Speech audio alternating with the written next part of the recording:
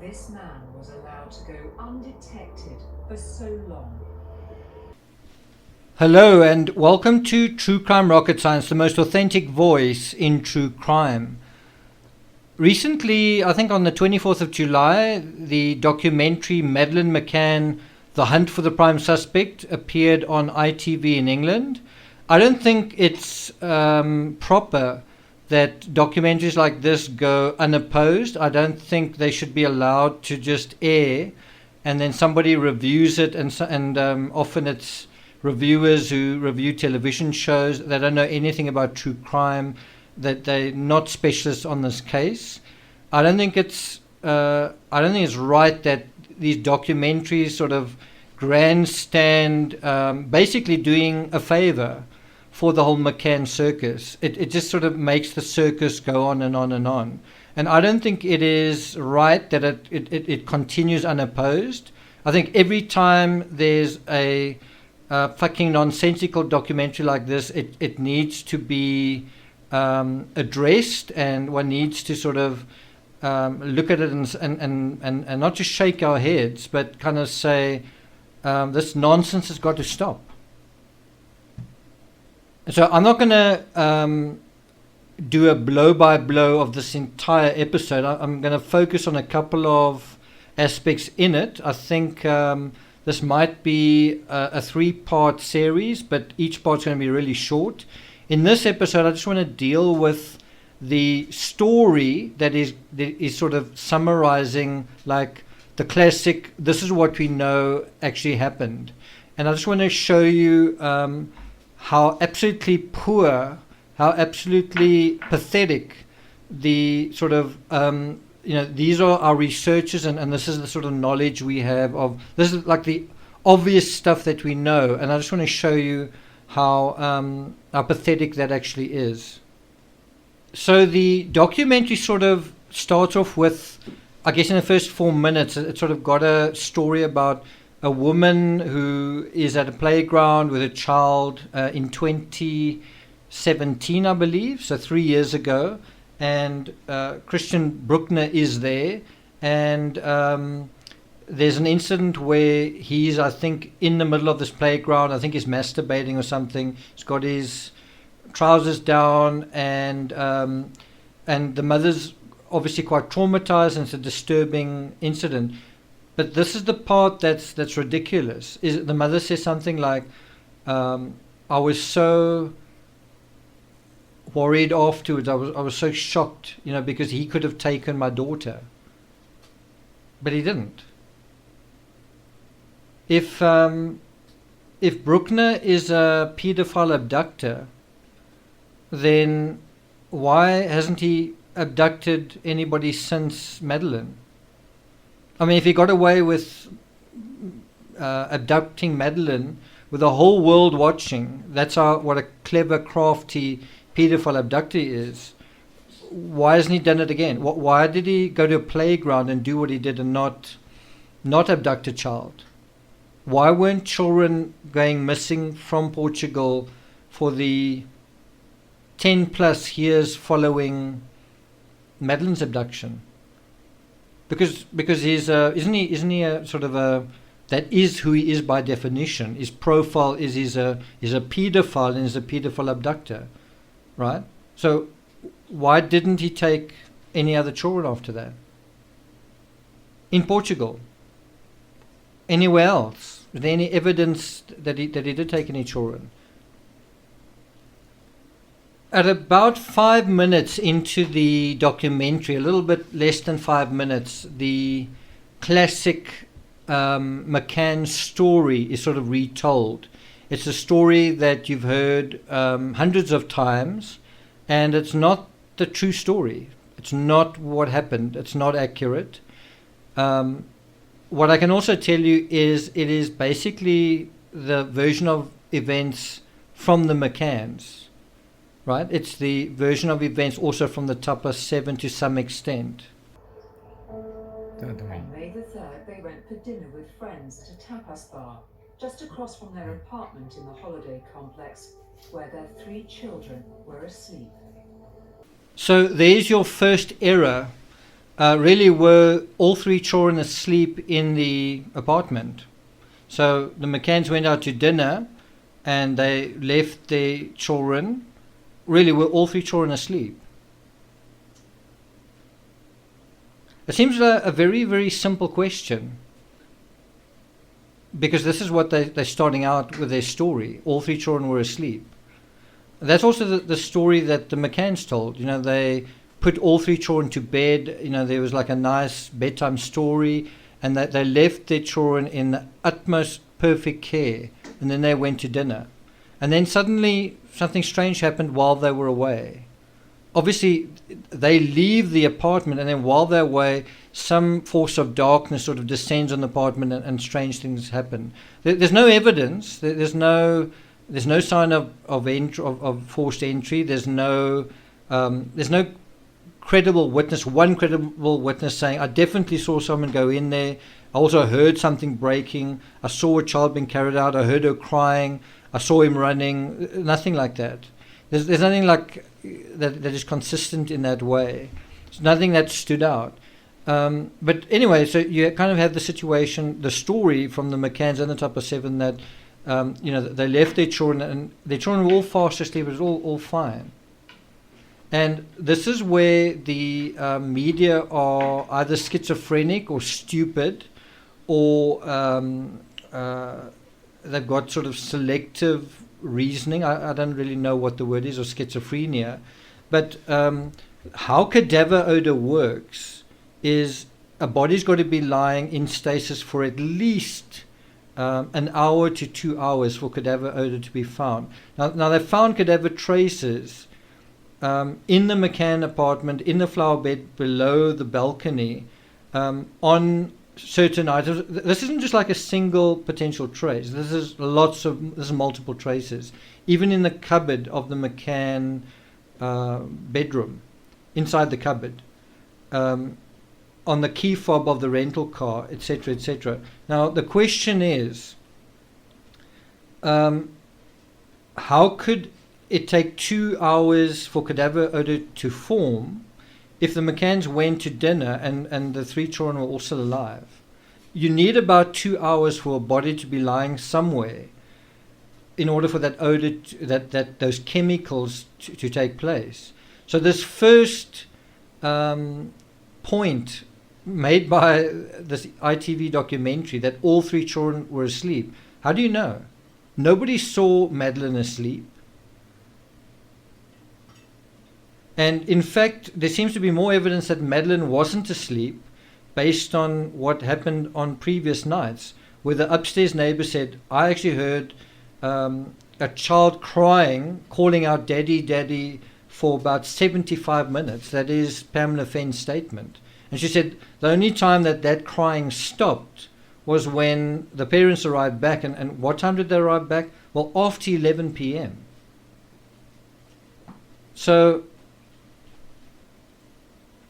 why wouldn't that happen again? Why wouldn't a child be awake or not alive, or both? Why is that not going on? Why is there this repetition without any, without any intelligence, without any critical thinking? And you know what is crazy is we are 13 years after something happened and people still are incapable of actually thinking about it. When do you start actually thinking and going, I don't know if that actually makes sense?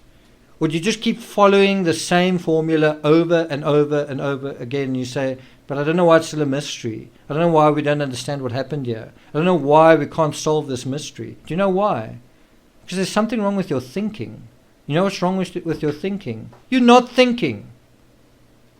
And now this is the part I really want to discuss in this episode. It starts at almost exactly 5 minutes. And basically what you have is I love this. You have a journalist, a Portuguese journalist. He's now going to sort of be your chaperone. He's now going to explain to you what happened. Not a police officer, not an investigator, not a detective, and for God's sake, definitely not Detective Amaral. And we're going to get some journalist, and we've just had a journalist before this, or a reporter, making a claim based on nothing, that things were a certain way, and that's already leading you down the wrong path. Now you've got another journalist continuing with the saga. And they were all down here having dinner.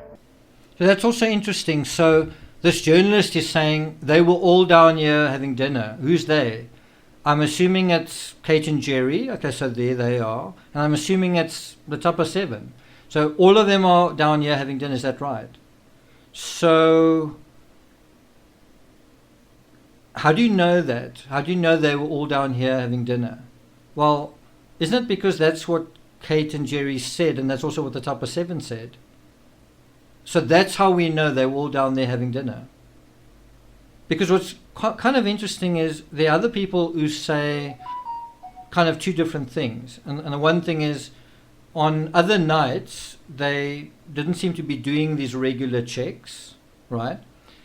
And what Pamela Fenn experienced was this long period, 75 minutes, where there weren't checks every 15 minutes or every 30 minutes where the child stopped crying. So, yeah, you've got another witness. It's not a member of the Ocean Club staff. It's another person who's saying, well, I heard a child crying the whole time. Late at night, even past the time that, in terms of the incident, way past 10 p.m., when they would sort of have gone back, presumably, they're not checking. What they're doing is they're all having dinner together. And now the question is, were they also all having dinner together on the night of the incident? And it doesn't seem like a big deal to ask, but what if one person wasn't there the whole time? And there are two people from the Ocean Club, I'm not going to go into it right here, but there are two people from the Ocean Club who said a certain member of the party was missing for half an hour from 9:30 to about 10 o'clock. There's also somebody else and his family who said they sighted someone who looked like Madeleine and another man carrying her, and that's the Smith sighting, also within that 9:30 to 10 o'clock period.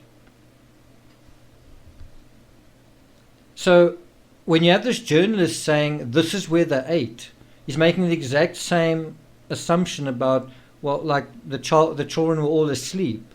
It's an assumption, and from there you're going to get everything else wrong as well. Have you checked your assumption? Have you thought about it? Or have you just repeated what other people have said? Have you just thought what other people have thought? All together every single night having dinner inside of it. They had a system actually. They decided, as this was quite close to the apartments, it was much more comfortable for the children to sleep, and each 30 minutes one of them would go there to the apartment to check if the kids were okay. So once again, the journalist is repeating the story of the McCanns and the Tapa 7. They're not saying what other people have said, such as the detective and other people, that was this system of checking also in place on other days besides May 3rd? Was this system of checking in place on other days as well? And this is something that is also just completely missing from the narrative is there was the option of a child listening service at the Ocean Club. So if that's what they wanted to do, in other words, that's what they were doing, they were just doing it themselves. But if that's what they wanted to do, they could have used that service, the child listening service. Now, this is where it gets really interesting. And again, you don't ever hear this really in the media. There are a couple of doctors in this group. Doctors are clever people, aren't they? Clever people. Doctors are cleverer than most people, aren't they? So in a situation where you've got doctors who are parents and they're cleverer than most people, Do you think a system where you get up every half an hour, every single night, from when you go to dinner at say 8 o'clock till late at night, and in the middle of dinner somebody's got to get up and go and check on the children, do you think that's a better system than having a member of staff do that?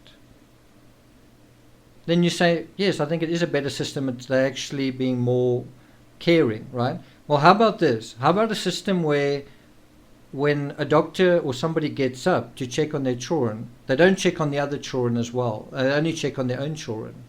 And you say, no, I'm sure there was a doctor checking on other children. Well, let me ask you a question. When Jerry McCann went to go and do his check, on whose children did he check? Where did he go? You know what the answer is?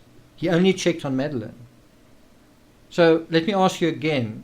Do you think it is superior wisdom in a situation like this that you're going to get up from dinner?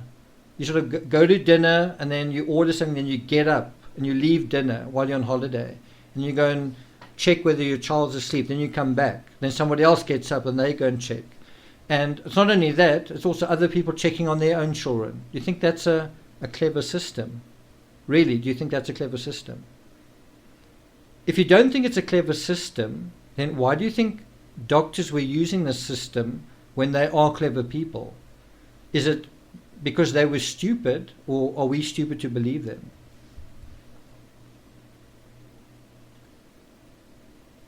And the question of believing them does come up because of the Pamela Fenn statement, where for 75 minutes a child was crying continuously, and the crying stopped, she said, when the parents arrived, immediately when the parents arrived inside or at the door.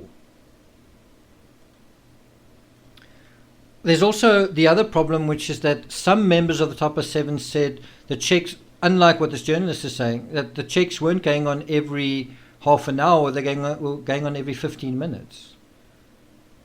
How's that? You sit down for dinner, 15 minutes later you get up and you go and check. Then your partner gets up and goes and checks, then you get up and go and check. You think that's a nice system to do every night for a week? Would you want to do that? So why on earth is this the story, right? There's another story where it wasn't 15 minutes, it was 20 minutes. And you may recall with the Tanner sighting, the initial thing was the abduction occurred closer to 9 o'clock. Then it turned out the Tanner sighting was totally bogus, totally unreliable, because it turned out to be a doctor that was identified who came forward. And then it turned out, well, the abduction had to have happened later on in the evening. And that's the other problem, is there's no sign of an abduction. There's no sign of a break-in.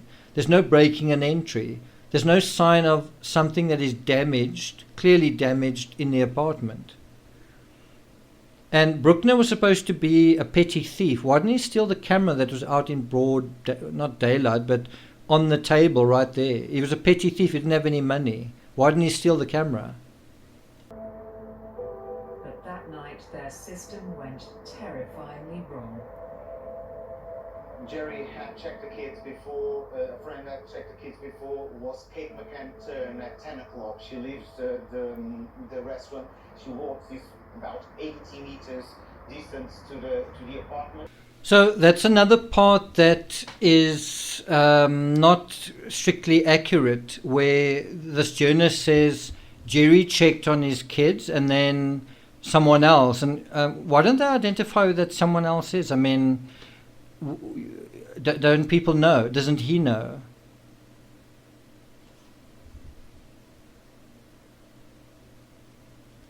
It was Dr. Matthew Oldfield, and according to Dr. Matthew Oldfield, he entered the McCann's apartment, and what's quite amazing with his story is that he sort of does a check without hearing really or seeing anything.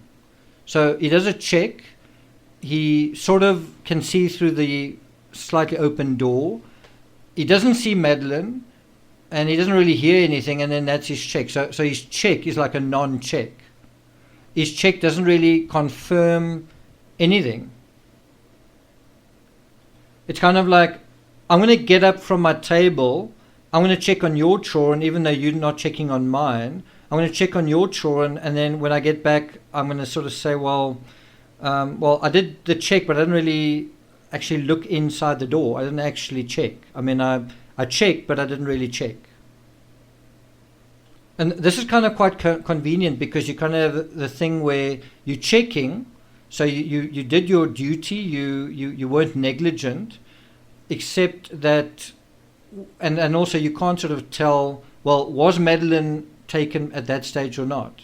And of course it was really useful, the fact that Matthew Oldfield couldn't say, no, I actually saw Madeleine lying in bed. Then you would say, oh, well, if that happened after the Tanner sighting, then the Tanner sighting can't be reliable. But because you can't rely on Oldfield either, now you go, well, Jane Tanner must have seen the abduction, so you waste 5 years on that.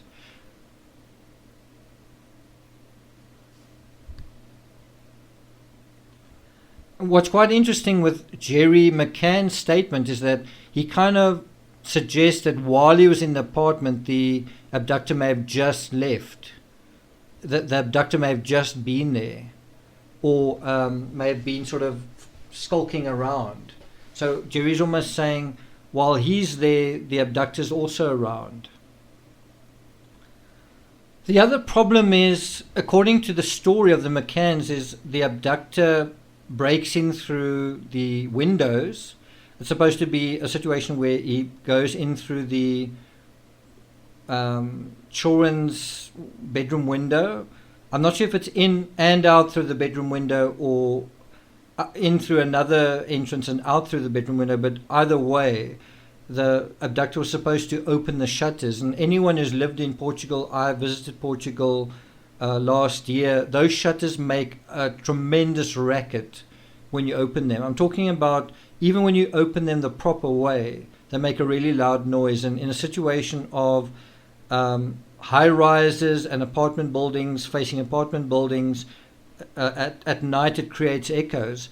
I actually sat in front of the Ocean Club last year on about the 2nd of May, and while I was sitting there, I was just sitting there observing light conditions and taking notes and looking at the number of people walking by, looking at the number of children that were in the area as well, so many years later. And while I was sitting there, I heard someone probably closing a shutter, and it was loud, and I recognized it from the sound I'd made. And this wasn't someone making a mess of it, doing it from the outside. They were just ordinarily doing it. And I heard it really, really clearly from sitting inside a car quite far away, opposite that entrance that they took to go into the tapas bar. So that's the one thing to mention. The other thing is, according to Jerry McCann, this shutter was open from the outside, right? Are you telling me that's not going to wake up the children inside? You're telling me doing that's not going to alert the people that are around there? In fact, when I went to Portugal in the beginning, I didn't know how the shutters worked. I don't think Jerry did either, because apparently he broke the shutters or damaged the shutters in their master bedroom. And so what's quite interesting is his story was that the abductor opened the shutters from the outside, and then also went to the trouble to close them, as far as I understand. Now, what's also really interesting, I say that under correction. I'm not sure if the so-called abductor did close the shutters behind him, but what we do know is that in the crime scene photos, you can see that the shutters are actually lowered. And I think, if I understand correctly, Jerry lowered the shutters from the outside to show that they could be lowered. And the funny thing is, Jerry's fingerprints aren't on the shutters, so why is that? I mean, if he said he lowered the shutters from the outside, why are his fingerprints not on the shutters?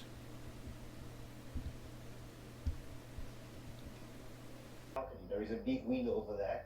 She crosses the living room and then she gets into the children's room where she realized the door was open and shutter open, window open.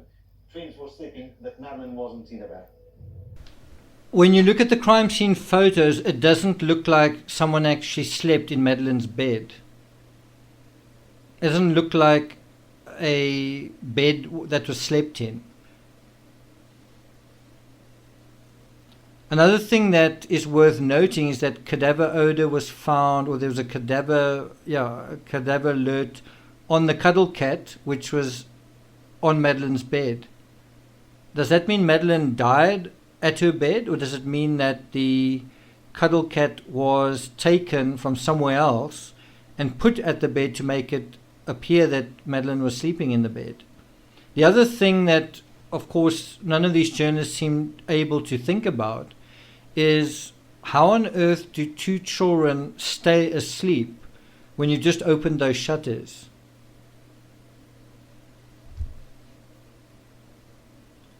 I'm not going to take it further than that. I might do further analysis going further. I'm going to end off this episode by playing you the sound, and I'll leave a video clip so that you can watch it as well in the description. Playing you the sound of somebody raising the shutters of the McCann's apartment, of that particular window, from the outside, which is not the way you're supposed to do it. Also on Patreon is episode 26 in the ongoing hashtag 2 years ago today Chris Watts series. That is available on the $1 tier, so go and check that out. Thank you for listening.